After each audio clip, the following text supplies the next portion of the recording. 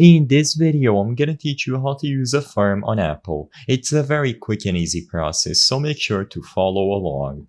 Using Affirm on Apple is a very simple process. As long as you are approved to use Affirm and its services and you have the latest version of the Affirm mobile app, you will be able to use Affirm either on an Apple Store or you are going to have the ability to link your Affirm prepaid card to your Apple Wallet. In this video, I'm going to cover how to do both of those features. First, all that you have to do is open the latest version of the app and in there look for the specific merchant that you want to use the card on.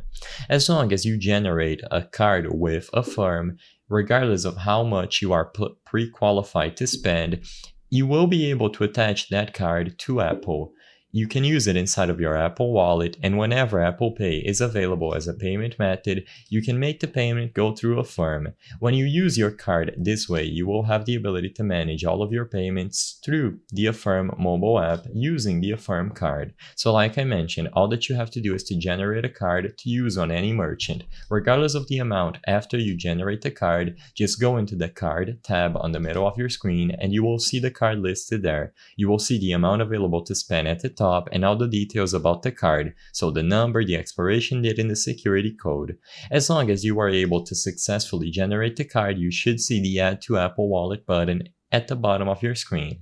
Tap that option and immediately the card is going to get linked to an Apple Wallet. You can now use it in conjunction with Apple Pay to make any of your purchases go through Affirm. You can manage the interest-free payments when you open the app and go to your profile. You can repeat this process as many times as you wish with as many Affirm cards as you have. I hope I was able to help you on how to use Affirm on Apple. If this video helped you, please be sure to leave a like and subscribe for more quick and easy tips. Thank you for watching.